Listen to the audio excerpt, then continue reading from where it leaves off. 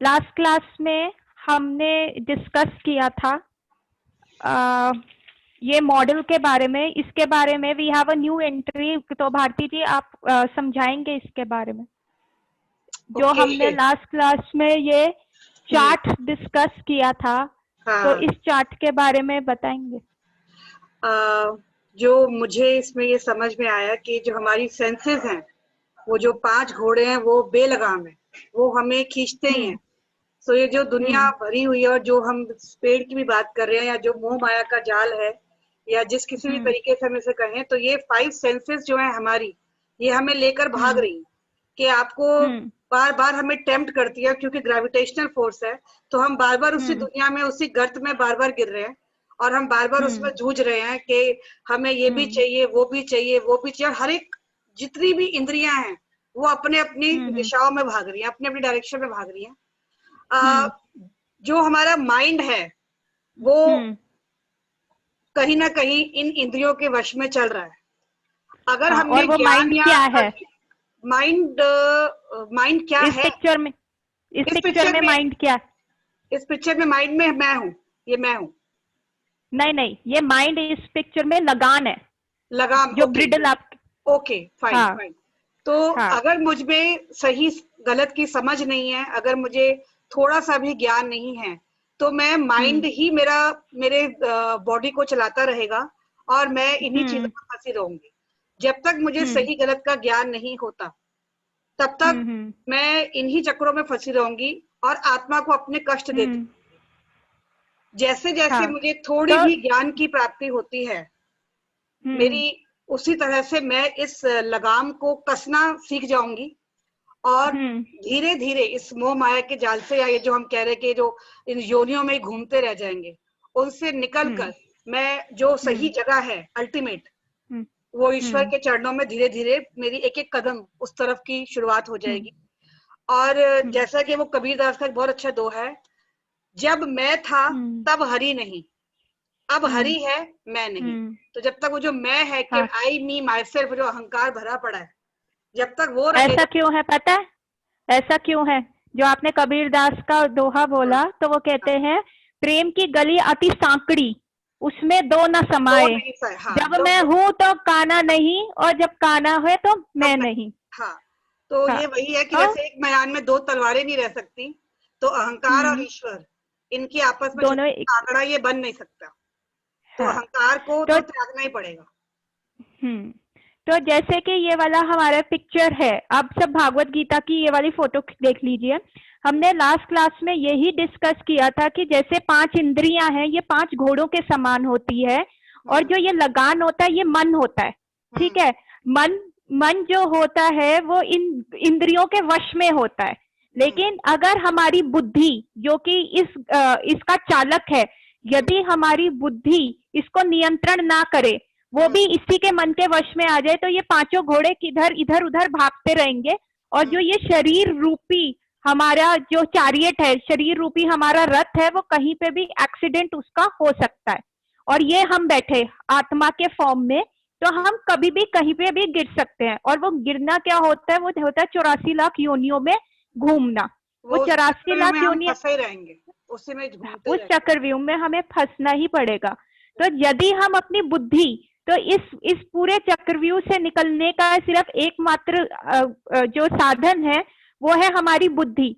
यदि हम अपनी बुद्धि को इतना शार्प कर लें, इतना स्ट्रॉन्ग कर लें कि हम इस लगान को बहुत टाइटली पकड़ लें, तो फिर ये जो 5 इंद्रियां, जो 5 घोड़ों को रिप्रेजेंट करती है, वो हम आराम से रथ को खींचते हुए जहां पे भी लेके जाना चाहेंगे वो वहां पे चलेंगी।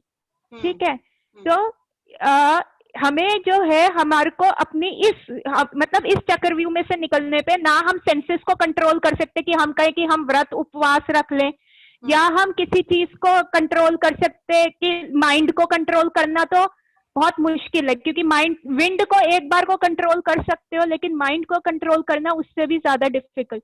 तो जो इंटेलिजेंस है, जो हमारी इंटेलिजेंस है, जो हमारी बुद्धि है, हम इसको इस प्रकार भी समझ सकते हैं कि जैसे ये जो माइंड है, जो ये लगान है, ये एक बच्चे की तरह है, और यदि एक पेरेंट लीनियंट होगा और वो बच्चे की हर बात मानता रहेगा तो बच्चे का फ्यूचर कभी नहीं बनेगा। उसी प्रकार यदि ये पेरेंट एडल्ट की तरह सोचे कि बच्चे को कहाँ ढील देनी है और कहाँ टाइट रखना है, तो वो इन इंद्रियां जो कि बच्चों के समान है इनको टाइट रख सकता है।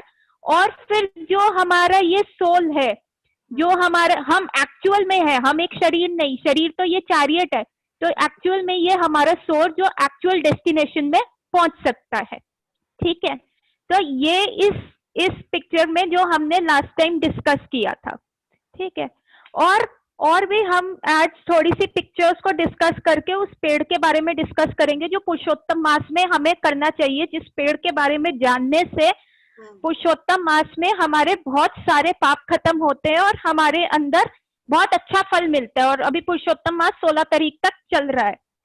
तो हमने इस पिक्चर के बारे में प्लीज अपनी भागवत गीता में ये वाला पिक्चर भी निकाल लीजिए।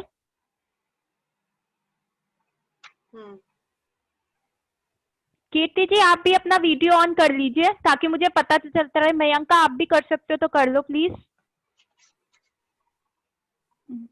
आपके पास भागवत गीता है कीर्ति जी? नहीं है? अच्छा चलिए फिर आप ये पिक्चर देखते रहिए। तो लास्ट टाइम भी हमने इस पिक्चर के थ्रू ये डिस्कस किया था कि हमारी बॉडी में जैसे हमारा सोल है, वो सोल जो हमारी बॉडी में लाई करता है वो 9 द्वार में से निकलता है।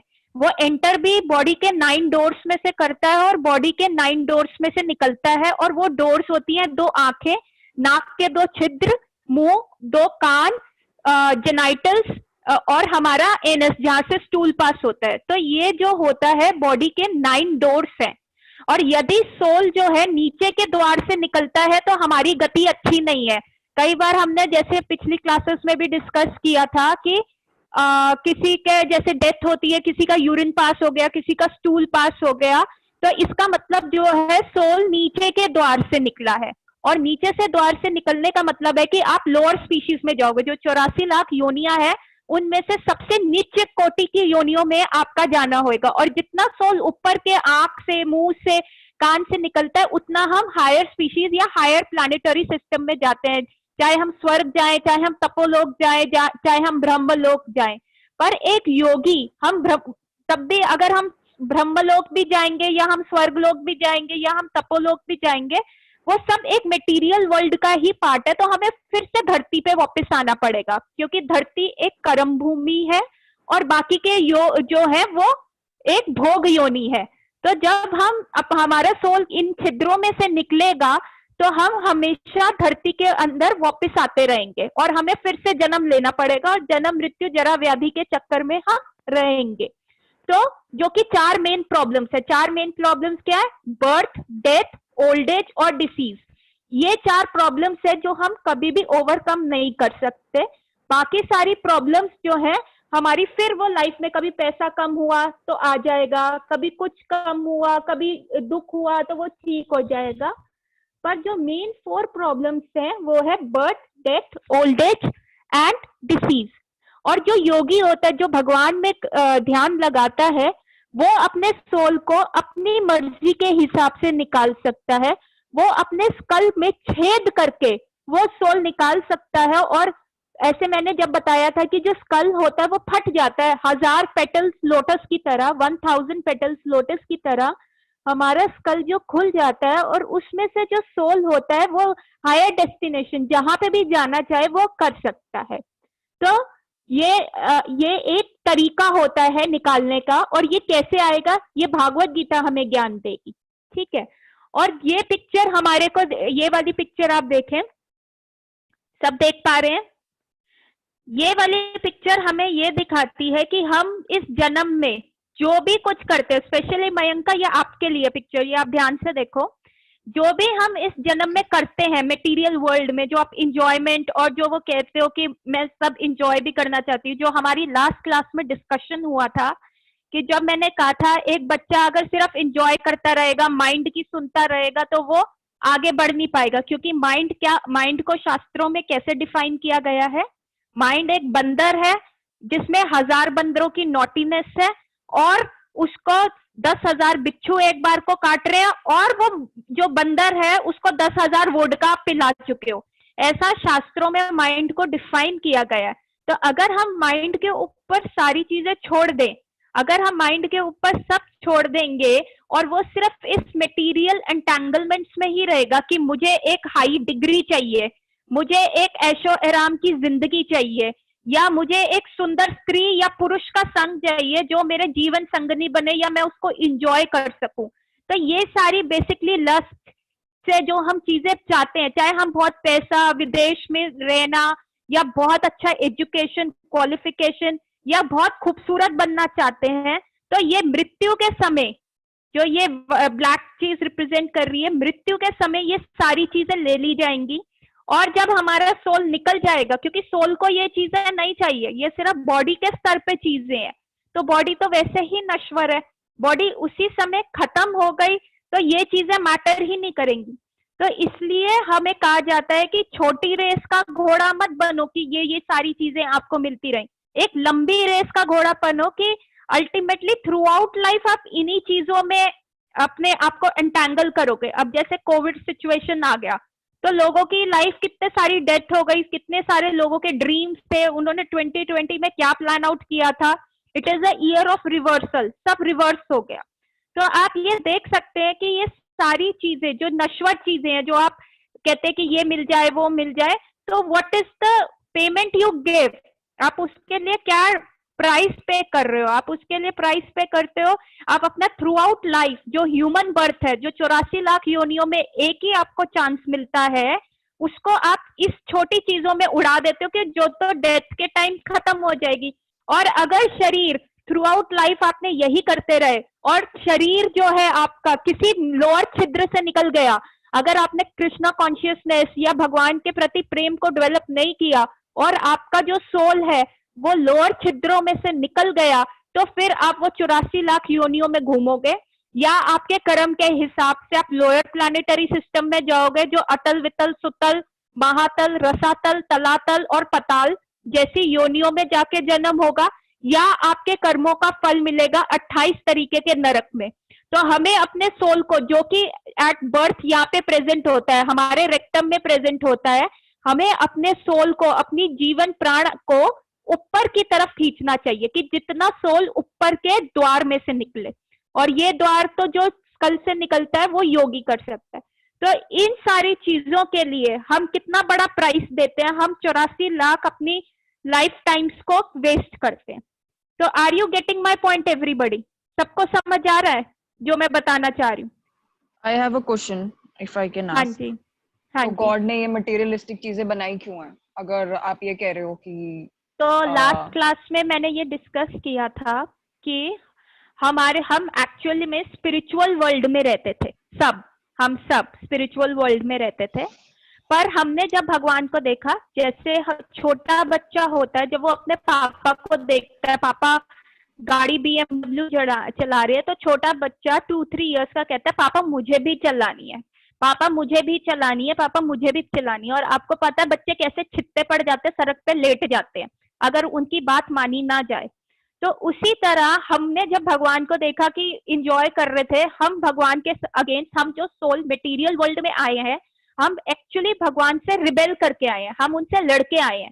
तो अब जब जैसे आप जिनके जो पेरेंट्स है वो देखते हैं कि उनका बच्चा कुछ नहीं खा रहा होता, आप उनके पीछे पड़ते हो, खा ले बेटा, खा ले बेटा, खा ले। लेकिन जब वो नहीं खाता तो आप कहते हो चल ठीक है तू मैगी खा ले, तो कुछ खा, कुछ तो खा, कुछ तो न्यूट्रिशन तेरी बॉडी में जाएगा, कुछ तो ले।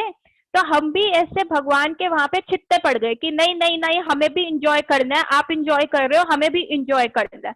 और हमने क्या किया, भगवान अब जो फादर है वो अपनी BMW तो नहीं देगा ना छोटे बच्चे को कि हाँ कि भाई तू ड्राइव कर ले, क्योंकि उसको पता है वो चला नहीं सकता। तो भगवान ने हमारे लिए एक मटेरियल वर्ल्ड बना दिया और कहा कि जाओ तुम वहां जाके इंजॉय करो, जो तुमने करना है अपनी इच्छा पूर्ति करो, क्योंकि भगवान हमेशा तथास्तु कहता है।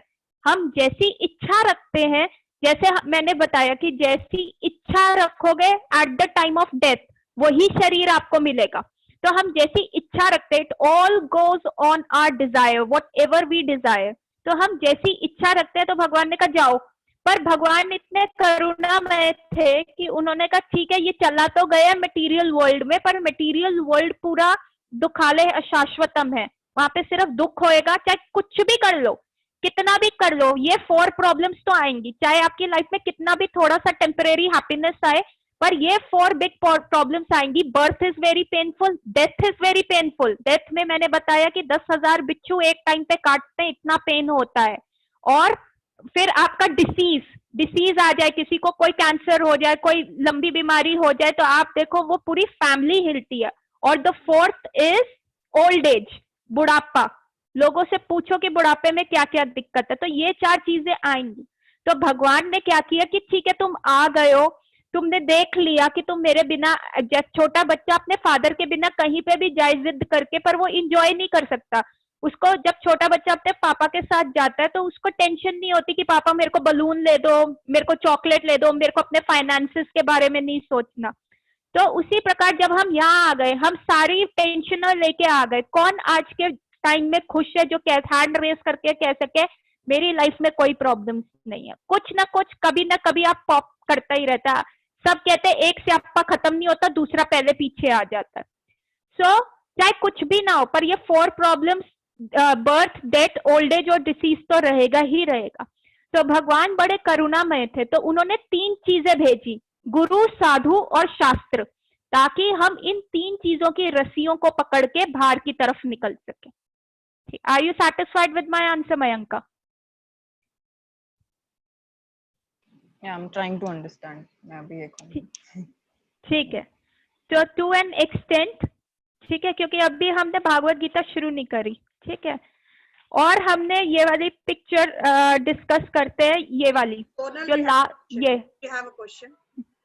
ओके, पहली बात, अभी मेरे साथ 2-3 बच्चे भी बैठे हुए मेरे, उनका पहला क्वेश्चन ये है कि आप जो सब बता रहे हो, इज इट लाइक आपने पढ़कर इसका ये सार निकाला है, या इज इट रिटन समवेयर कि हमें ईश्वर ने इस मटेरियलिस्टिक वर्ल्ड में भेजा है और हमें ये सब, मतलब जो भी आप बता रहे हो, is it written somewhere? It's written in the book called Jaiva Dharma, और इस बुक में भी आपको प्रभुपाद की एक्सप्लेनेशंस में मिलेगा। और एक भक्ति विनोद ठाकुर महाराज की बुक थी जिसको कहते हैं जैव धर्मा। So again the question arises कि why we should trust these people, इन्होंने जो अपना स्पेकुलेशन करके बना दिया हो, तो why दूसरे जाने का कि अगर आप कह रहे कि साधु और शास्त्र हमें निकालेंगे, तो आजकल के टाइम में साधु और गुरु को ढूंढे कैसे? तो वही तो होता है कि you should use your intelligence। जब हम एक स्ट्रॉन्ग, मैंने कहा कि आप जो डिजायर करते हो, कुछ टाइम पहले वो आई थी द सीक्रेट, एक वीडियो बहुत फेमस हुआ था जिसमें उन्होंने कहा था आप जैसे डिजायर करोगे, आप जैसे प्ले कार्ड्स बना के जैसे आप चीजें देखोगे, वही चीज आप कायनात से अट्रैक्ट करोगे, ठीक है। एक लूप होल है, वो लूप होल है हमारा डिजायर। हमारा डिजायर हमारी आने वाली परिस्थितियों को बताता है। जब मैं कह रही हूँ कि डेथ के टाइम का, जब डेथ होएगी उस समय जो भी आप थ्रू आउट लाइफ कल्टीवेट करोगे और जो एंड थॉट होगा वही नेक्स्ट शरीर आपको मिलेगा। जब आप ये देखते हैं, इस पहली पिक्चर में ये बंदा नॉनवेज खा रहा है, और मैंने यही कहा था डेथ के टाइम आप अपनी सबसे हैप्पी मेमोरी में जाते हो क्योंकि वो बहुत पेनफुल प्रोसेस होता है। जब भी आप बहुत पेनफुल प्रोसेस में होते हैं तो आप हमेशा, जैसे लेडीज होती है, जैसे मैंने एग्जांपल दिया था, जब दुखी होती है तो वो कहते हैं हम शॉपिंग कर लेंगे तो हमारा वो एक पेन बस्टर होगा, हम हल्का हो जाएगा, या हम फोन पे किसी से बात कर लें। तो जो थ्रू आउट लाइफ हम जिस चीज का शेल्टर लेते हैं, जिस चीज के ऊपर जाने का प्रयास करते हैं, वही हमारा डेथ, क्योंकि 10,000 बिच्छू उस समय काट रहे होते हैं, वो इतना पेनफुल प्रोसेस होता है, हम उसी चीज पे वापस जाते हैं। तो वही जो लास्ट थॉट होता है वही हमें बॉडी मिलती है। जैसे इस बंदे ने थ्रू आउट लाइफ नॉनवेज खाया, उसको नॉनवेज था, और डेथ के टाइम भी उसको नॉनवेज ही याद आ रहा था। जैसे मैंने अपने एक पेशेंट का भी एग्जाम्पल दिया था कि जब वो कि जब उसकी डेथ होने वाली थी तो उसको कई चीज, उसको नॉन वेजिटेरियन फूड वो चाह रहा था कि खाने को, तो और उसकी बहू कह रही थी कि मैं आपके मुंह में गंगा जल डाल देती हूँ, तुलसा जी डाल देती हूँ, पर उसने मना कर दिया, क्योंकि through out life what ever you inculcate वही लास्ट थॉट आपका होएगा। तो इस बंदे ने अच्छा, अगर मेरी जूम मीटिंग बीच में डिस्कनेक्ट होती है तो आपको पता है सेम लिंक पे जाके दोबारा कनेक्ट करना है, ठीक है। सो इफ उस बंदे ने through out life non vegetarian food को खा और नेक्स्ट लाइफ उसको क्या मिला, एक उसने नॉन वेजिटेरियन फूड के लिए ही कहा, लास्ट थॉट भी उसका वही था, और नेक्स्ट उस जन्म उसको कार्निवोरस एनिमल का मिला, उसको शेर का जन्म मिला। सेम वे ये इस, हाँ जी। अब ये क्वेश्चन है जो यहाँ बैठे हुए सुन रहे हैं सारे, कि अगर हम ये कह रहे हैं कि मृत्यु के समय हमें बहुत ज्यादा तकलीफ होती है, 10,000 बिच्छुओं का दर्द है, तो क्या उस समय व्यक्ति इस हालत में होता है कि वो अपनी अंतिम अवस्था बता सके? कि जैसे आपने मुझे पेशेंट का बताया था कि उनको विष्णु जी नजर आए, आरती होती नजर आई उनको, आपने बताया था भाभी जी की आरती थी, और अभी एक आप बता रहे हो जिसने लास्ट में नॉनवेज मांगा, तो क्या व्यक्ति में इस बताने वाली हालत में होता है कि मुझे देखिए ऐसा होता है, ये खाना है? वो तो ऐसा होता है कि माइंड जो होता है ना, अपने आप को बहुत रिलैक्स मोड में छोड़ना चाहता है उस समय, ठीक है। मैंने बताया था डेथ का प्रोसेस 48 मिनट का होता है जो शिफ्ट होता है, एक अपार्ट फ्रॉम एक्सीडेंटल डेथ या अलग से कोई भी डेथ को छोड़ के एक 48 मिनट लगते हैं, 48 मिनट्स लगते हैं कि एक डेथ का। तो माइंड जो होता है उसी टाइम, जरूरी नहीं है कि ये लास्ट थॉट आपका 2-3 दिन से ही हो रहा होगा। कई मरने वाले व्यक्ति ये कहते हैं कि जी मुझे मेरे पुराने रिश्तेदार याद आ रहे हैं, मुझे मेरा पुराना घर याद आ रहा है, 3-4 दिन पहले ही वो बोलना शुरू कर देते हैं, 3-4 दिन पहले ही वो ये कहना शुरू कर देते हैं काश ये होता है। तो वो धीरे धीरे डेवलप करता है। जब वो डेथ का 48 मिनट्स का प्रोसेस ट्रिगर हो जाता है, तब तो आपकी थूक गले में अटक जाती है। मैंने कहा था कि मैंने ये लास्ट क्लासेस में भी बताया कि सारे रिश्तेदार आपके खड़े होते हैं, जिनके थ्रू आउट लाइफ आपने जिनका किया होता है, बच्चों का, पति का, सास का, ससुर का, सब रिश्तेदारों का आप करे हुए, सारी फॉर्मेलिटीज आपने निभाई हुई है।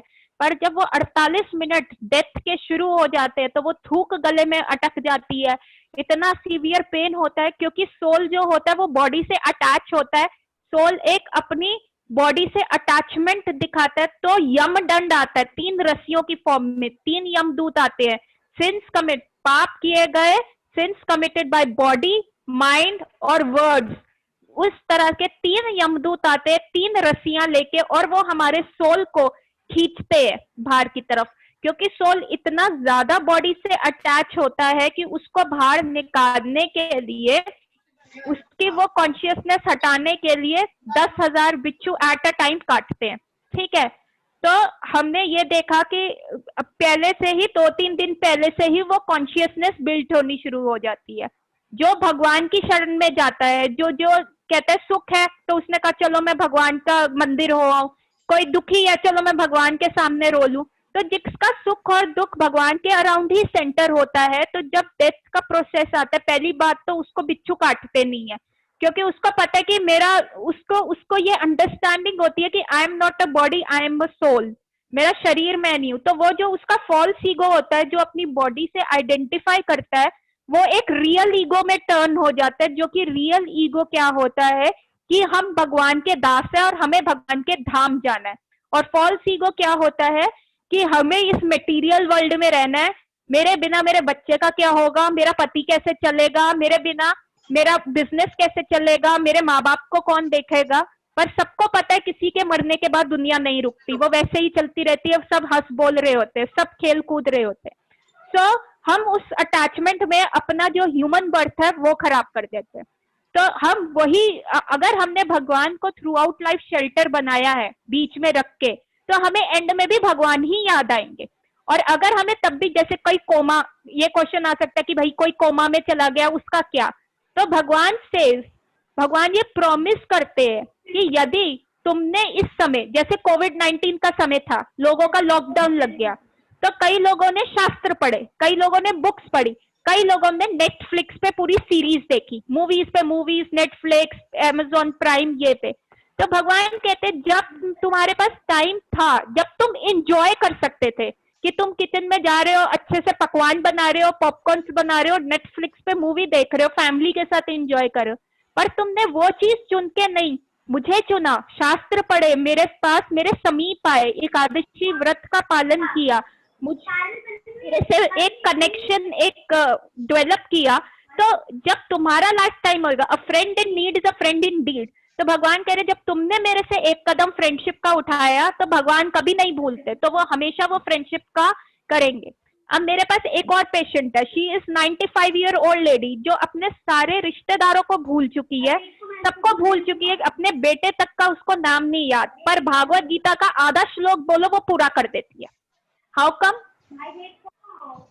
कम? बिकॉज थ्रू आउट लाइफ, बचपन से उसने वो कॉन्शियसनेस डेवलप किया। ये एक दिन में ट्रांसफॉर्मेशन नहीं आता, इसको धीरे धीरे धीरे धीरे करके ट्रांसफॉर्म करना है। और भगवान जो होते हैं हमें अकेले नहीं भेजते। जैसे प्रश्न उठा कि सही गुरु की पहचान कैसे होगी, तो आप मेरे को ये बताओ कि सबकी गट फीलिंग होती है, सिक्स सेंस होती है, वो क्या होता है? ये किसका वीडियो में आवाज आ रही है पीछे से? कीर्ति जी की आ रही है। उनका म्यूट नहीं है, हो गया म्यूट। हाँ चल, तो अब जो मैं कीर्ति, आपको समझ आ रहा है मैं जो बोलना चाह रही हूँ? आपकी फर्स्ट क्लास से थोड़ा थोड़ा समझ पा रहे हैं ना, धीरे धीरे आपको और आएगा, ठीक है। सो हम कहाँ पे थे कि गुरु का क्या, जो आप गट फीलिंग और सिक्स सेंस, जैसे कि मैंने कहा कि हमारे शरीर में सिर्फ एक सोल नहीं रिसाइड करता, दो सोल रिसाइड करते हैं। एक होता है हमारा सोल और दूसरा जो होता है वो होता है परमात्मा, क्योंकि परमात्मा हर स्थिति में हमारे साथ चलते हैं, ठीक है। तो हमारा, अगर हम मटेरियलिस्टिक थिंग्स हम ग्रेटिफाई करते रहेंगे, चलो हम ये खा ले, चलो हम यहाँ घूम ले, और हम अपनी कृष्णा कॉन्शियसनेस डेवलप नहीं करते, तो हम परमात्मा की बात नहीं सुन सकते। कई लोग होते हैं, कईयों की गट फीलिंग इतनी स्ट्रांग होती है तो वो कहते हैं नहीं हमें ये काम नहीं करना, जिसको कहते हैं हमारी कॉन्शियसनेस हमें अलाउ नहीं कर रही। वो कौन बोलता है? वो एक्चुअली अंदर से परमात्मा बोलता है। अगर हम परमात्मा के बात सुनते हैं, अगर हम जैसे मैंने कहा था, दो तरह की मेंटालिटी होती है। एक रावण मेंटालिटी होती है, रावण के 10 सिर है, 10 सिर 10 इंद्रियों को वो करते हैं कि मैं एक ये स्त्री भी इंजॉय कर लूं, मैं सीता का भी हरण कर लूं, मैं और किंगडम भी कर लूं, मैं पार्वती को भी ले आऊं। जैसे हम रामायण में देखते हैं कि रावण ने कैसे पार्वती जी को भी कहा कि मैं उसको भी अपनी पत्नी बनाऊं, सीता को भी बनाया। उसके ऊपर 28 कर्सेस थे, और वो 28 कर्सेस ऐसे ही थे कि उसने बहुत सारी अच्छी लेडीज का रेप किया या उनको दूषित करना चाहा। तो वो इंद्रियां जो थी बाहर की थी कि मैं किंग हूं और मैं सब इंजॉय करना चाहता हूं, सब मेरी इंजॉयमेंट के लिए बने। तो वैसे ही हम भी अगर ये सोचे कि हम बाहरमुखी हो जाएं कि सारी चीजें मेरी इंजॉयमेंट के लिए बनी है, तो हम हमें अपनी आत्मा को भूल जाते हैं। अब बस हम यही फोकस करते रहते हैं, इतनी डिग्री आ जाए, मेरा बिजनेस ऐसे सेट हो जाए, मेरा बच्चा ये पढ़ ले, मेरे बच्चे का इतना स्कोर आ जाए, मैं ऐसा कपड़ा पहनूं, मैं सबसे अच्छा रखूं पार्टी में, मैं इस डेस्टिनेशन में जाऊं, घूमूं फिरूं, जो भी करूं। तो ये रावण मेंटालिटी है जो इंद्रियां बाहर की तरफ है। यदि हम वही चीज अंदर कर दें, यही नॉलेज से हम अंदर की तरफ चले जाए कि नहीं, हम ये भौतिक शरीर नहीं है जो नाशवान है, जो एंड में खत्म हो जाएगा, और हमारे को सोल के बारे में सोचना है। हमें लंबी रेस का घोड़ा बनना है, हमें छोटी रेस नहीं करनी कि आज हमको ये मिल गया वो मिल गया, पर कल को डेथ के टाइम तो ये सारी चीजें चली जाएंगी। तो जब हम अपनी इंद्रियों को अंदर की तरफ मोड़ते, जब हम अपने सोल के बारे में सोचना शुरू करते कि भैया ये सोल एटर्नल है, अगर हमने अपनी इंडिपेंडेंस का, फ्री विल का सही फायदा नहीं उठाया तो हम 84 लाख योनियों में घूमेंगे और पता नहीं फिर कब हमें सही ह्यूमन बर्थ मिले। क्योंकि मैंने बताया ह्यूमन बर्थ भी 4 लाख स्पीशीज है, कई गूंगे हैं, कई बहरे हैं, कईयों की इंटेलिजेंस नहीं है, कई इतने पॉवर्टी में है कि वो अपने घर के लिए 2 वक्त की रोटी जुटाने में लगे हैं, तो उनके पास समय नहीं है कि अपनी वो सोल के बारे में सोचे। तो इसलिए यदि हमें सारी परिस्थितियां सही मिली है और हमारे को वो समय मिल रहा है अपनी सोल के बारे में सोचने का, तो भगवान हमारी हेल्प करता है। जब हम अपनी इंद्रियां अंदर ले जाते हैं तो हम भगवान जो परमात्मा रूप में हमारे हृदय में बैठा होता है, वो एक चित्त गुरु की तरह काम करता है। चित्त गुरु, तो वो सबसे पहले गुरु होते हैं जो हमें कहते हैं, हमारी सिक्स सेंस, हमारी गट फीलिंग की तरह हमें बताते हैं कि नहीं ये गुरु सही है, ये इसकी बात सही है, ये ऐसा कह रहा है, ठीक है। और तब हम जो परमात्मा है, ये उसमें गुरबानी में ये बात लिखी हुई है, हर कृपाते संत भेटया और संत से हरि मिलते हैं। हरि से आपको संत मिलेगा, जो चित्त गुरु है वो आपको असली संत की तरफ लेके जाएगा, और वही संत जो है वो आपको भगवान के आश्रय में लेके जाएगा, भगवान की तरफ आपको लेके जाएगा। तो यही हम 5 मिनट है, इन केस इट एंड्स मैं दोबारा रिकॉर्डिंग करूंगी, you have to join it, 5 minutes are left. हाँ हाँ ठीक है, हाँ, 5 मिनट्स लेफ्ट है, सेम ही। आई हाँ हैव जी। रिक्वा sitting with me today, sorry your question आप बोलोगे मैं बोल, आप बोलो अपना क्वेश्चन। मेरे को ये पूछना था, आप कह रहे थे कि जो भगवान जी है, भगवान जी ने कहा कि BMW वाली जो बात थी, तो उन्होंने एक दुनिया बना दी, मटीरियलिस्टिक दुनिया, उसमें संत साधु वगैरह के थ्रू हमें मिलेगा जो भी। तो सुंदरकांड के पार्ट में ये थी लाइन कि पशु शूद्र और नारी सब तारण के अधिकारी। तो अगर वही लोग ये मानते हैं कि लड़कियां ऐसी होनी चाहिए, मतलब नारी को उन्होंने ये वो चीज दी है, तो क्या क्यों, मतलब अगर वही लोग सोचते हैं तो हम किससे एक्सपेक्टेशंस रखें कि हमें कुछ मिलेगा, जो इतने रेप केसेस हो रहे हैं और इतना सब हो रहा है। अगर ये लोग ये आपका क्वेश्चन क्या है? आपका क्वेश्चन क्या है? नारी को इस तरह से क्यों कहा गया है, या लड़कियों को कि पशु शूद्र और जो आपका दोहा है वो, ये सब ऐसा होता है। पहले तो सबसे बड़ी बात था कि पहले सतयुग में नारी का जो सम्मान किया गया वो शास्त्रों में सबसे उच्च कोटि पे रखा गया है। नारी को कभी भी नीचे नहीं, नारी को माँ का दर्जा दिया गया है, सबसे इम्पोर्टेंट ये बात है। ठीक है, इस्कॉन में भी हम जाते हैं तो हर को माताजी बोलते हैं और कहते हैं जहां नारी का अपमान होता है, जैसे कि कुरु डायनेस्टी की असेंबली में हुआ था, तो कुरुस का क्या नाश हुआ था, Shri Krishna facilitated that war की इनका एंड हो, क्योंकि ऐसी कॉन्शियसनेस आनी नहीं चाहिए। ठीक है, और नारी को ये कहा गया है शास्त्रों में कि नारी को हमेशा संरक्षण में रहना चाहिए। अब जैसे रिया, आपके पास कोई गोल्ड की चीज है तो क्या आप उसको बाहर रखोगे या अलमारी में या लॉकर में रखोगे? अलमारी में, है ना। तो नारी वो गोल्ड के समान है, तो इसलिए उसको कहा गया है she always require a protection. ठीक है, उसको क्या प्रोटेक्शन चाहिए? She should always be under either father, उसको अपने फादर के अंडर होना चाहिए, या she should be under her husband, या she should be under her son. नारी को कभी भी इन तीन लोगों, हाँ बोलो। में कहा गया। एक क्वेश्चन है, आपने एक लिविंग चीज को नॉन लिविंग चीज से कंपेयर करा। गोल्ड के पास अपनी खुद की कुछ फीलिंग्स नहीं है, नारी के पास तो है ना। मैंने उसकी प्रेशियसनेस को वो किया, मैंने उसको कंपैरिजन नहीं किया। ऐसे तो आप टमाटर और आलू को भी कंपेयर नहीं कर सकते। मैं आपको यही कह रही हूँ, आप टमाटर और आलू को भी कंपेयर नहीं कर सकते, पर आप कहते हो ये सब्जियों में आता है। ठीक है, सिमिलरली मैंने नारी को नॉन लिविंग थिंग से नहीं किया। You should take an essence of a thing. I am not going, अगर मेरे को कोई एग्जाम्पल सिखाना है तो मैं आपको किसी चीज से बता सकती हूँ जो आप परसीव कर सकते हो। हमारी सेंसेस बहुत लिमिटेड है। मैं आपको स्पिरिचुअल ज्ञान आपकी मटेरियल सेंसेस से समझाने का प्रयास कर रही हूँ, तो मैं आपको एक मटेरियल एग्जांपल दूंगी।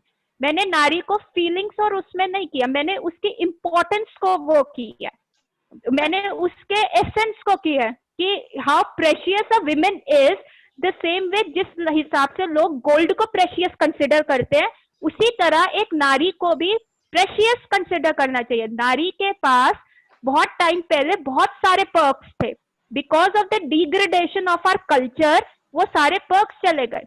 कहा जाता है कि यदि पति, एक मिनट पहले let me complete my sentence, फिर मैं I will satisfy your every question. ठीक है, I am not running towards shastra, so she has many questions, so I just told her to no problem, it is good, she should have, और she should cultivate that kind of a knowledge, क्योंकि ये बच्चे तो कच्ची मिट्टी के घड़े हैं। यही एक्चुअल में आगे कृष्णा कॉन्शियस ले सकते हैं। हम तो पक गए हैं, हमारे को ज्यादा टाइम लगेगा। So I compared a women to a gold about a preciousness. I did not completely compare to that. ठीक है, और सेकेंडली जो नारी के पास पर्क्स थे कि अगर उसका पति कोई भी अच्छा काम करता है, जैसे कोई अच्छा वो चैंटिंग कर रहा है या वो मंदिर जा रहा है, उसका 50% पायस रिजल्ट उसकी पत्नी को मिलेगा, चाहे वो कुछ करती है कि नहीं करती। और अगर वो पति कोई गलत काम कर रहा है तो अभी भी वैलिड है। ये अभी भी वैलिड है, ये अभी भी वैलिड है, ये अभी भी होता है क्या? वही मेरे को late me complete, don't run. ठीक है, एंड उसका पति अगर कोई गलत काम करता है तो उसका जो नारी होती है वो शेयर नहीं लेती अगर वो कोई गलत काम कर रहा है। और सेकेंडली अगर कोई नारी पायस काम कर रही है कि वो मंदिर जा रही है या वो कुछ कर रही है, तो उसको वो 100% मिलता है, उसका पति उसमें शेयरिंग नहीं करता। और अगर कोई नारी कोई गलत काम कर रही है, उसके हाथों थ्रू सिन हो गया, तो उसका 50% जो सिन होएगा वो उसका पति बेयर करेगा। ये मनु संहिता में लिखा गया है। और नारी को इसलिए विमेन हो जाते हैं, विमेन के पास इतना, पहले जमाने में क्या होता था, पहले जमाने में लड़कों का स्वयंवर नहीं होता था, लड़कियों का स्वयंवर होता था, and they had all the facilities to choose their husband. उन पे कभी भी जबरदस्ती नहीं करी जाती थी। द्रौपदी वो सो स्ट्रॉन्ग कि वो अपना पॉलिटिकल अफेयर्स भी संभालती थी। कुंती वो सो स्ट्रॉन्ग कि वो सारे पॉलिटिकल अफेयर्स संभालती थी और साथ के साथ किचन संभालती थी, सारी चीजें संभालती थी। और कहा जाता है कि इन 5 नारियों का अगर हम सुबह सुबह ध्यान करते हैं, उनके बारे में हम सोचते हैं, तो हमारे सारे पाप कम हो जाते हैं। जैसे कि Draupadi, Kunti, Ahilya, Sita and one more, Kunti, Draupadi, Ahilya, Sita and Mandodari. इन 5 नारियों के बारे में अगर हम सोचते हैं सुबह सुबह, ये लिखा गया शास्त्रों में, the way they lived their life, the way they exemplified their life, तो आपके सारे सिंस खत्म हो जाएंगे। Any other question? She has. मैं ये कह रही हूँ, आपने कहा कि नारी को प्रोटेक्शन में रहना चाहिए। आपने मतलब जब गोल्ड की बात करी, अब अगर हम फीलिंग्स की बात करते हैं, आपने उससे कम, जब आपने बताया कि गोल्ड के थ्रू आपने एक्सप्लेन करा, वो चीज मैं समझ गई। लेकिन अब अगर हम फीलिंग्स के थ्रू समझने की कोशिश करें, तो नारी को क्या ये नहीं लगता कि क्यों हर चीज में उसको ही मतलब दूसरों की सुननी पड़ती है, वो खुद कुछ नहीं कर सकती? पहले शादी से पहले मैंने कहा कि शादी से मैंने पहले जब शुरू में ही कहा कि उसको कंप्लीट इंडिपेंडेंस था। वैदिक शास्त्रों से अगर आप कंपेयर करोगे, आप सुनो, मैंने यही कहा कि उसको कंप्लीट इंडिपेंडेंस था इनिशियल, जब लड़कों का कभी स्वयंवर नहीं होता था, लड़कियों का स्वयंवर होता था। She had whole independence to choose. उनको शास्त्र ज्ञान भी दिया जाता था, उनको पॉलिटिकल नॉलेज भी दिया जाता था। और जो 5 लेडीज की मैंने बात करी, तो वो मंदोदरी जो थी, वो अपने हस्बैंड को, रावण को हर वे में गाइड किया उसने कि ये गलत काम है, क्योंकि उसको पॉलिटिकल और रिलीजियस नॉलेज था। ठीक है। और Sita is another example for this. ठीक है। तो दीज 5 जो हमने कहा है कि उस टाइप का आपको चीज कल्टीवेट करना चाहिए। अब आपने मेरे को कहा कि विमेन की फीलिंग्स नहीं है, विमेन का फेमिनिज्म की अगर आप मेरे सामने बात करोगे, जो आप इनडायरेक्टली आप फेमिनिज्म पे लेके जा रहे हो, so what does the women get out of feminism? ठीक है। अब जैसे आपका आईफोन है, आपका आईफोन का एक ही फंक्शन होता है। ठीक है। मैंने कहा कि पहले टाइम में आपने इनिशियल क्लासेस नहीं सुनी, पहले छोटे मोबाइल्स आते थे जिसपे आप SMS करते थे, नोकिया के छोटे छोटे मोबाइल्स आते थे, और जिसमें एक अल्फाबेट दबाने के लिए आपको 4-5 चीजें दबानी पड़ती थी। तो उनका पर्पस क्या था? उनका पर्पस ये था कि आप उनसे एक शॉर्ट मैसेज कर सके, SMS कर सके। बट अगर आप उस पर एक कंप्लीट नॉवल टाइप करोगे, तो won't you get crazy? You would, anyone would get crazy about it, क्योंकि उसका फंक्शन नहीं। वैसे ही जब भगवान ने हमें एक बॉडी दी है, हमें एक फीमेल बॉडी मिली है, तो हमारे पास एक हार्मोन्स है। अगर आप एक्सेसिव फेमिनिज्म को कल्टीवेट करते हो, एक्सेसिव बहुत सारी चीजों को कल्टीवेट करते हो, विमेन का एक पर्टिकुलर नेचर है, जैसे रोज का एक पर्टिकुलर नेचर है, और उसका फ्रेग्रेंस कैसा है, चमेली का फ्रेग्रेंस कैसा है, तो एवरीथिंग हैज अ पर्टिकुलर जो कोड ऑफ कंडक्ट होता है हर चीज का। अगर आप उसके अगेंस्ट जाते हो, तो आप अपनी बॉडी को खराब करते हो। यदि आप एक्सेसिव फेमिनिज्म की तरफ जाते हो, यदि आप एक्सेसिव कहते हो कि no, I can live alone, I can fight the world, जबकि विमेन को एक मल्टीटास्किंग, केयरिंग, लव गिविंग चीज को करना होता है। लेकिन अगर आप मेल नेचर को इनकलकेट करते हो, तो अगेन आजकल के मेडिकल साइंस में being a doctor, what I see, excessively ambition जो है, या बहुत सारी चीजें, तो आप अपना फीमेल हार्मोन की जगह आप अपना मेल हार्मोन बढ़ा लेते हो। ठीक है। उससे क्या होगा? आपको PCOD के डिसीज हो जाएगा। फीमेल हार्मोन्स जो होते हैं आपको हमेशा प्रोटेक्शन देते हैं कि आपको BP नहीं हो सकता, क्योंकि फीमेल्स रो लेती हैं, तो वो अपना स्ट्रेस बाहर निकाल लेती हैं, अंदर नहीं रखती। तो आपको BP नहीं हो सकता, आपको थायराइड नहीं हो सकता, और फीमेल हार्मोन्स की वजह से आपके ब्रेन में क्लॉट नहीं जा सकता, आपको पैरालिसिस नहीं हो सकता, और आपका कभी भी स्ट्रोक नहीं हो सकता जिससे आपका मुंह टेढ़ा हो जाए और आपकी इंस्टेंट डेथ हो। जब भगवान ने इतने सारे फीमेल हार्मोन्स हमें एज अ प्रोटेक्शन दिया है, क्योंकि मेल्स में ये सारी चीजें हो सकती है, पर अगर आप वो मेल्स की तरह बनोगे तो are you ready to sign that petition कि yes you are ready to die with those disorders? You are very well invited to go through all these changes. ठीक है, जो हमें नॉलेज ऑफ भागवत गीता होती है, it gives us a wisdom कि हमारा actual purpose क्या है। एंड अगेन भागवत गीता जो, एक minute let me complete, I will come to your question, I am not running away. और जो हमारी भागवत गीता होती है वो हमें ह्यूमन फॉर्म के बारे में सोचने को नहीं कहती कि why did we get this female body, why did we get this male body.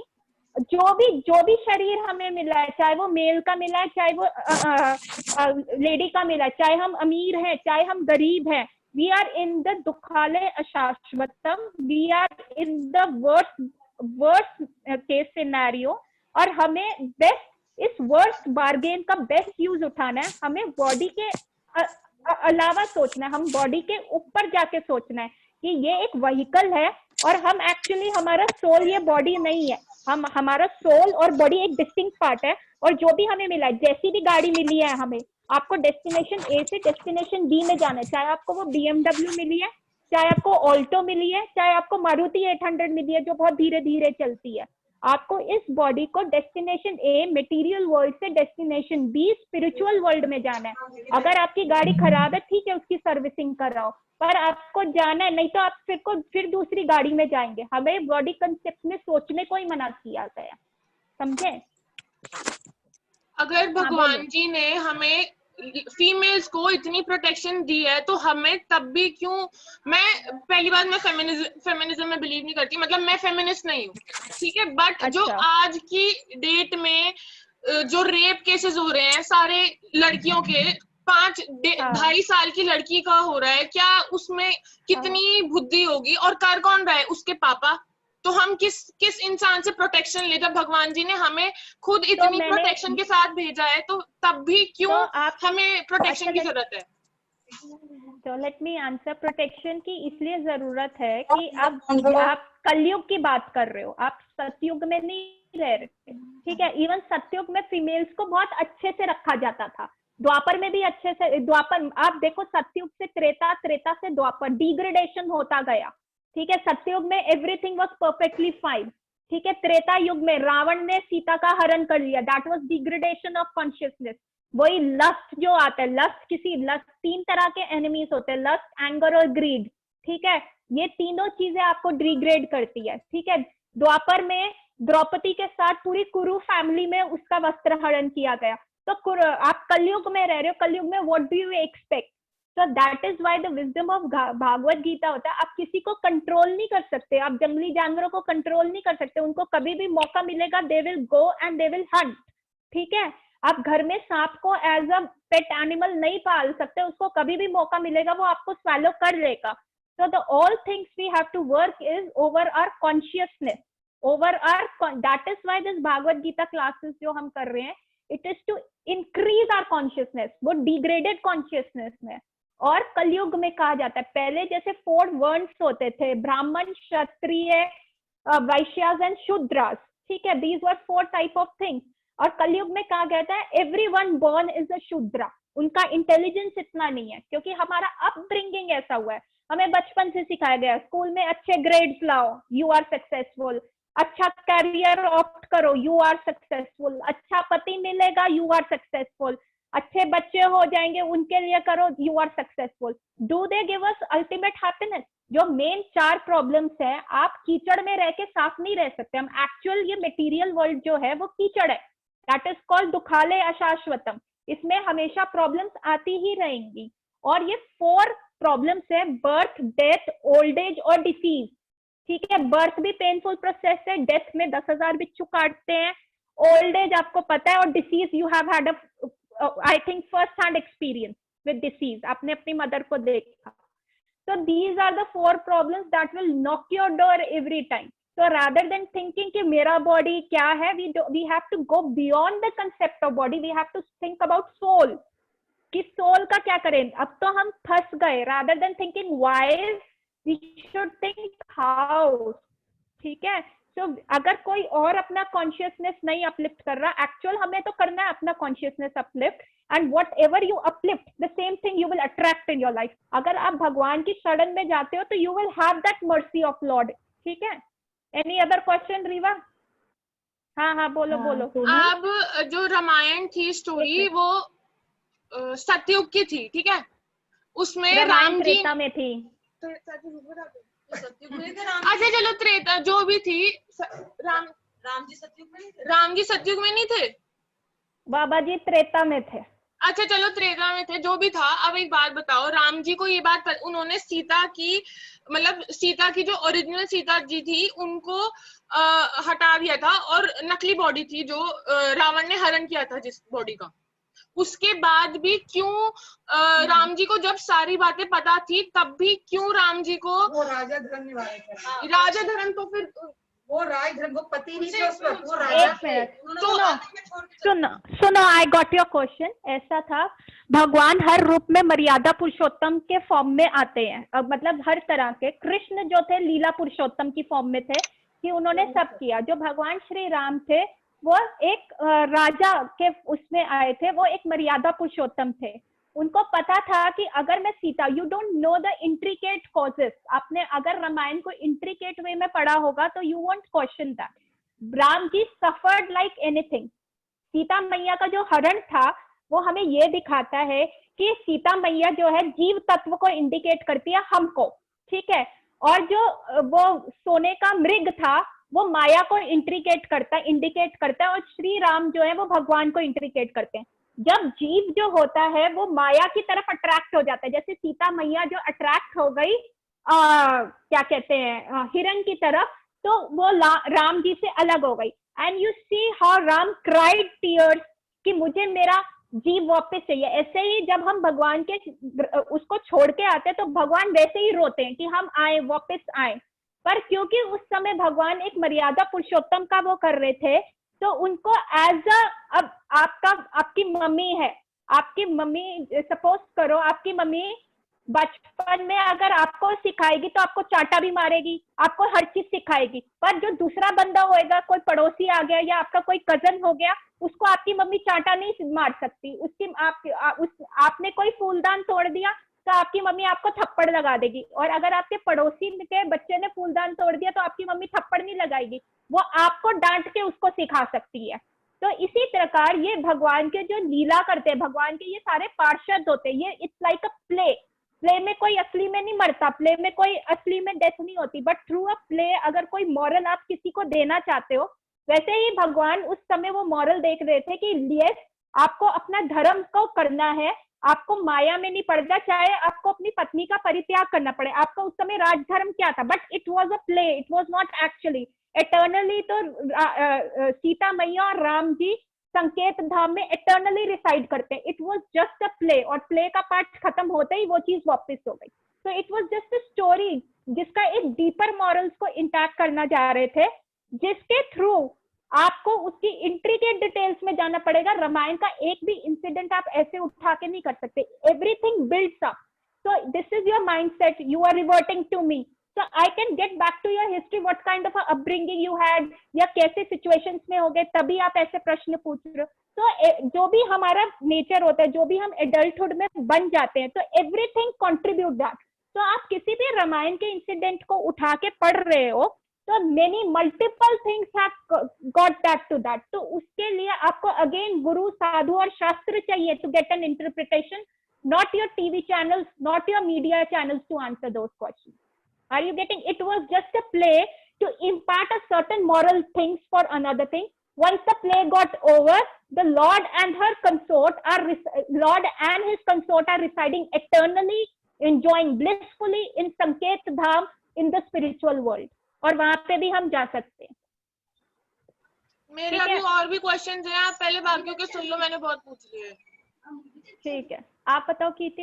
Sonal, आपने कहा था कि जैसे death is a very painful process, उसमें एट अ टाइम 10,000 बिच्छू आपको काट रहे होते हैं, बट जिन लोगों के सोते हुए प्राण निकलते हैं उनके साथ क्या होता है? That is also a very painful process. अगर डेथ ट्रिगर होती है तो 48 घंटे का प्रोसेस होता है, जो मैंने आपको एक वीडियो भी भेजा, आप उसमें सुन सकते हो अगर आप मेरे प्रायर सुना था।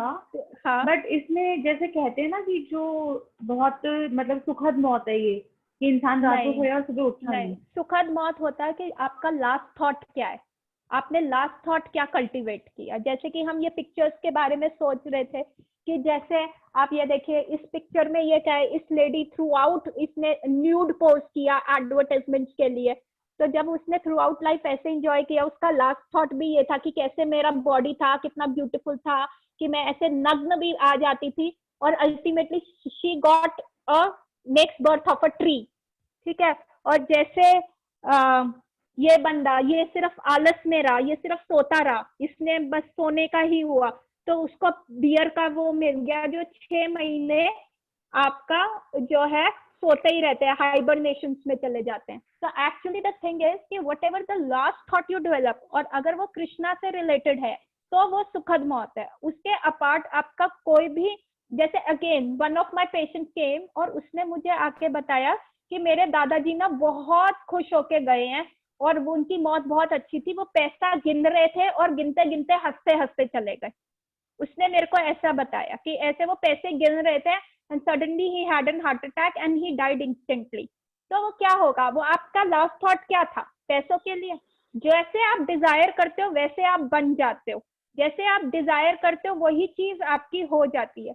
तो उसको क्या योनि मिली होगी, उसको सर्प की योनि मिली होगी जो ट्रेजर के हिसाब से, सांप के हिसाब से वो गया होगा।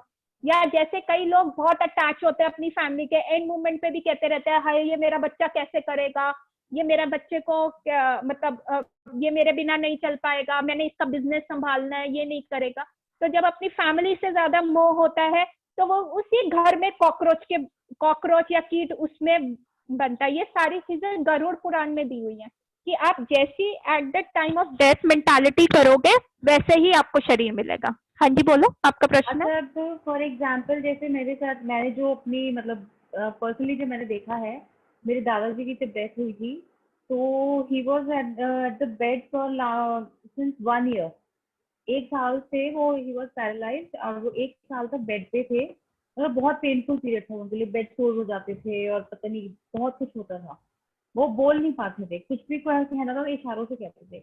But at the time of his death हुआ क्या था, वो किसी से बात नहीं कर रहे थे, कुछ रिएक्ट नहीं कर रहे थे, एकदम आंखें बंद करके लास्ट 4-5 दिन तक उनकी आंखें बंद थी। But suddenly he open his eyes and he gone. तो उसको क्या कहेंगे कि मतलब उनके प्राण जो है वो आंखों के जरिए निकले। देखो बहुत इंट्रिकेट कर्मा भगवान कभी भी वो नहीं करता, कर्मा का साइकिल बहुत स्ट्रांग है। आप किसी से भी बच सकते हो पर कर्मा से नहीं बच सकते। अगर उन्होंने स्टूल और यूरिन पास किया होगा उस समय डेथ के टाइम नहीं तो फिर हो सकता है कि कह नहीं सकते, फिर उनकी आइज से गया होगा, क्योंकि वो होल जो भी 9 होल्स है उसमें से ही सोल जाता है। जो थ्रू आउट लाइफ आपने इनकलकेट किया होगा वही लास्ट मोमेंट पे थॉट आएगा। ठीक है, पेनफुल ऐसा होता है कि माइंड हमेशा बहुत रेस्टलेस है, चाहे बॉडी मूव करती हुई आपको नहीं दिख रही, चाहे बॉडी कुछ भी करती हुई नहीं दिख रही, आप आराम से बैठे हो आंखें बंद करके, क्या आपका मन स्थिर होता है? आपका मन ये सोच रहा होता है कि अभी मैं अपने बच्चे को ये पढ़ाना है, किचन में खाना में ये बनाना है, अभी हस्बैंड आएंगे उनसे ये बात करनी है, या ये बिल पे करना है, या ये काम करना है। 100 चीजें 100 तरह की साइट्स हमारे विंडोज पे खुल जाती हैं। ठीक है, तो आप माइंड हमेशा इतना रेस्टलेस है। माइंड को कैसे कंपेयर किया गया है, एक बंदर से कंपेयर किया गया है। वो बंदर जो जिसमें 10,000 बंदरों की चपलता है, नॉटीनेस है, और उस समय वो 10,000 वोडका का शॉट्स ले चुका है और उसी समय से 10,000 बिच्छू काट रहे हैं। तो क्या आप अपना माइंड को उस हाल में मतलब उस पे ट्रस्ट कर सकते हो ऐसे माइंड पे? तो वो माइंड चाहे बॉडी एकदम डिसीज के टाइम बॉडी स्थिर है पर मन में जो विचार आते रहते, इवन जब हम स्लीप में भी होते हैं तो ड्रीम्स आते रहते हैं, वो भी हमारे सबकॉन्शियस माइंड का रिफ्लेक्शन होता है। तो जो भी आपके थॉट्स आते रहेंगे वो तो आपके माइंड को एंगेज करेंगे। तो बॉडी चाहे ऊपर से कैसी भी दिख रही हो, तो अंदर जो आपने इनकलकेट किया है, जो आपने थ्रू आउट लाइफ प्रैक्टिस करी है, जैसे आप अपने बच्चों को पढ़ाओगे, ईवीएस का सब्जेक्ट पढ़ाओगे, तो जो आप क्वेश्चन आंसर्स लर्न कराओगे, लिखवाओगे, वो करोगे, तभी वो पेपर में आंसर कर पाएगा ना। तो हमारी जो लाइफ है वो एक कंप्लीट प्रिपरेशन है, और डेथ जो है अल्टीमेट टेस्ट है। तो अगर आपके कर्मस, आपका माइंड उस समय भगवान पे फोकस है या कोई अच्छी चीज पे फोकस है, तो आपका हायर जो छिद्र है उसमें से सोल निकलेगा। और अगर आप वही लस्ट, एंगर और ग्रीड में पड़े हो कि हाय मेरा घर, बच्चा, ये क्या करेगा, अगर अभी भी आप उन बंधनों में गठे हुए हो, हृदय ग्रंथि जो बंधे हुए हो, तो फिर आपको बिच्छू काटेंगे, 10,000 बिच्छू काटेंगे, और लोअर सोल्स, लोअर होल से आपका सोल निकलेगा। ठीक है, are you satisfied with my answer? ठीक है, ठीक है। तो हमने ये देखा कि लास्ट टाइम में जो थॉट होता है वही हमारा बॉडी का बनता है।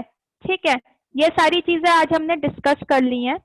तो अभी तक किसी का और कोई प्रश्न नहीं? तो अब हम बात करते हैं, अच्छा, what is your favourite colour? Bharti ji आप बताओ, आपका फेवरेट कलर कौन सा है? Baby pink. और आपका संगीता जी? ब्लू। आपका कीर्ति? ग्रीन। ग्रीन। सबका एक यूनिक कलर क्यों नहीं है? एक ही कलर क्यों नहीं है? सबके डिफरेंट कलर्स फेवरेट क्यों है? ऐसा क्यों? सबकी अपनी अपनी लाइकिंग्स है, अपना अपना परसेप्शन। और वो लाइकिंग्स कहाँ से आती है? वो लाइकिंग्स और परसेप्शंस कहाँ से आती हैं? कुछ ना कुछ आपने परसीव किया होगा माइंड में, कुछ ना कुछ थॉट्स आपके माइंड में आए होंगे, उसी के थ्रू आपका वो लाइकिंग आ गया कि ग्रीन है, किसी का ब्लू है, किसी का पिंक है। तो किसी ना कोई थॉट आपके माइंड में रहा होगा, आपको कुछ अच्छा होगा, या पूर्व जन्म के संस्कार भी जो माइंड के ऊपर छाप छोड़ते हुए जाते हैं, कुछ ना कुछ उसमें से भी आया होगा। वैसे ही ये फोटो देखो भागवत गीता में, वैसे ही हमारे माइंड पे जो रंग चढ़ेगा हम वैसे ही करेंगे।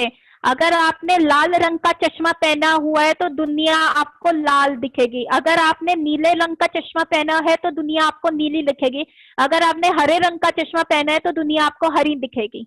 वैसे ही माइंड जो होता है सारी चीजों को रिफ्लेक्ट करता है। जैसी भी परिस्थिति में होते हो, आप किसी से इंस्पायर हो और आप देखते हो वो शराब पी रहा है और स्मोक कर रहे हो, तो अगर आपने उसको अपना आइडल बनाया हुआ है तो आप भी वैसा करना शुरू कर देते हो।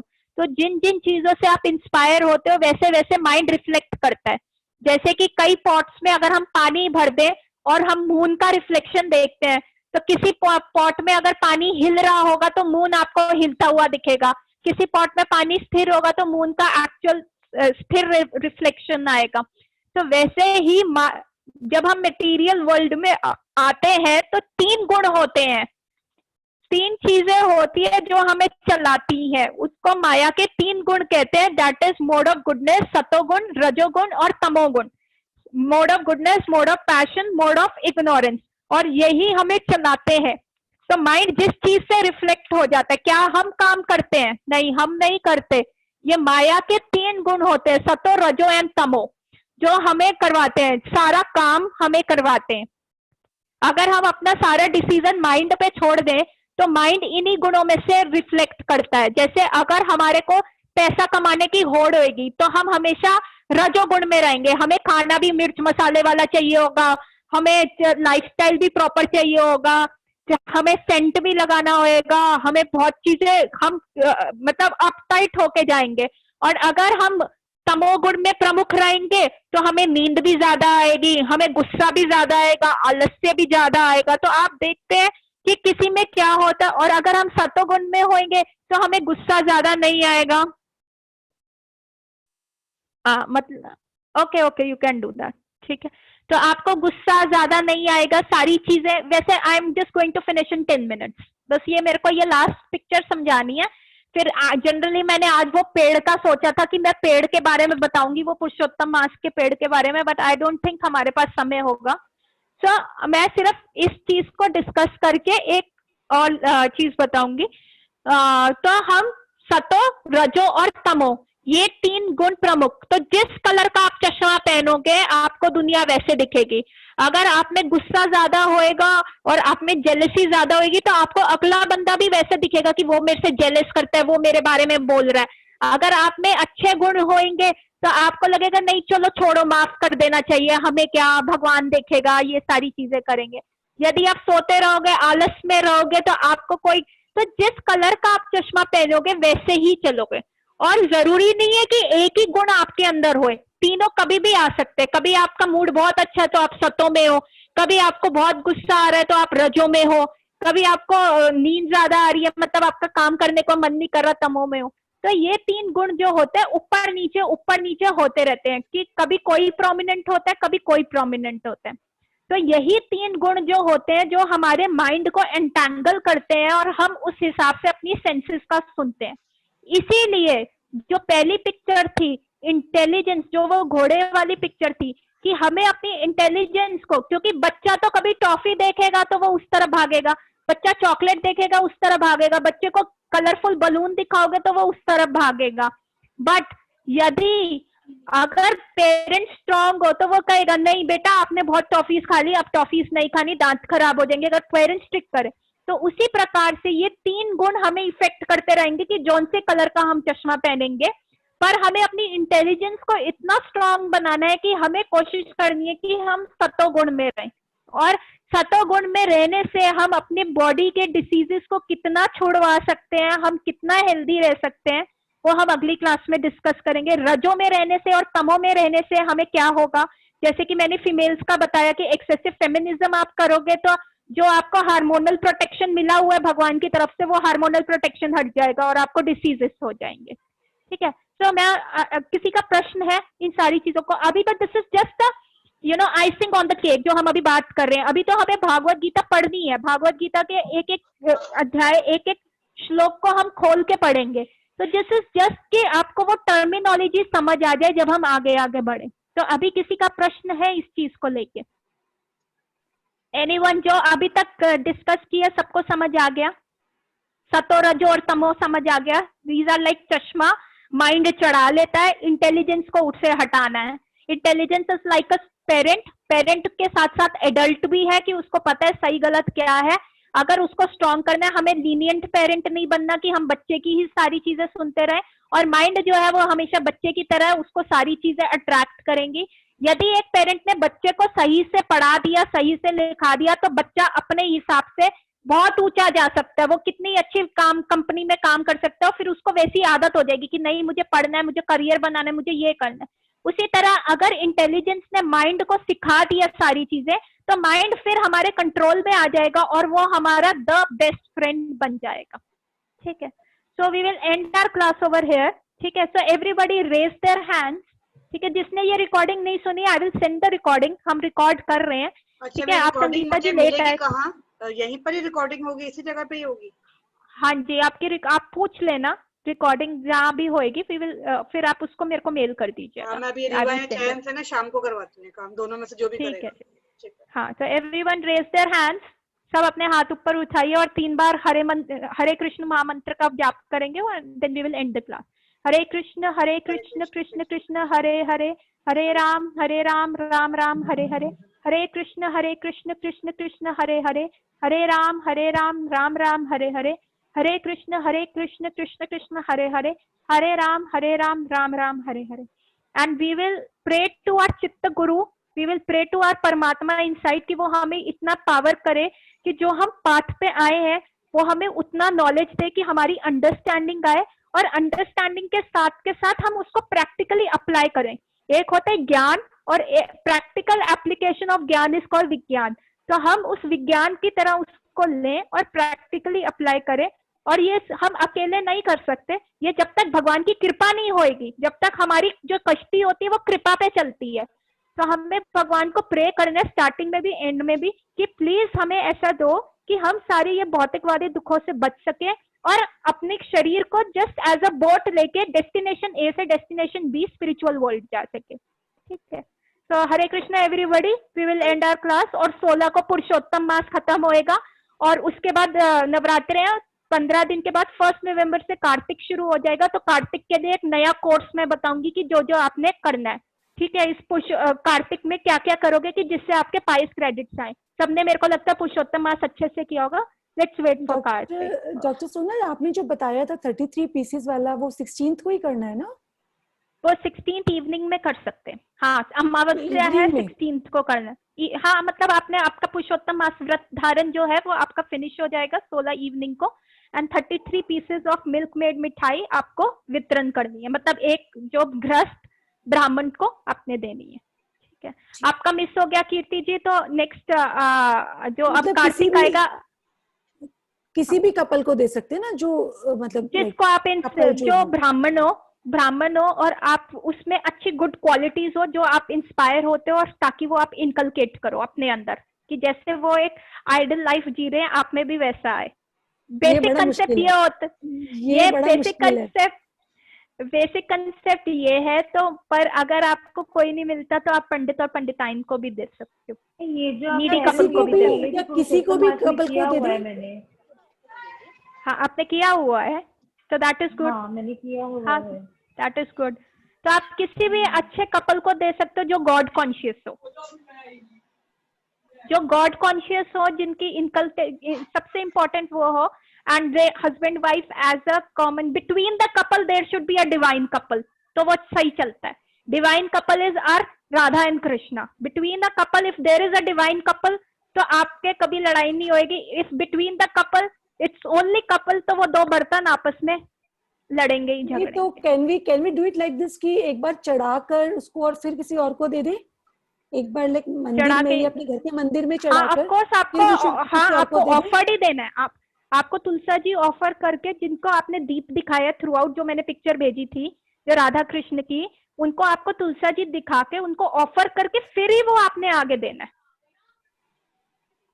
आपने प्रसाद देना है। It should be offered to the divine couple और फिर आपने बाहर देना। हाँ, ठीक है, पहले उनको देकर ऑफर करके then we can give it to somebody else. Yes, ठीक है। Thank you. तो Hare Krishna everybody. Next Wednesday 3 o'clock we will meet again. Okay, bye. Hare Krishna. Bye. Hare Krishna. Hare Krishna.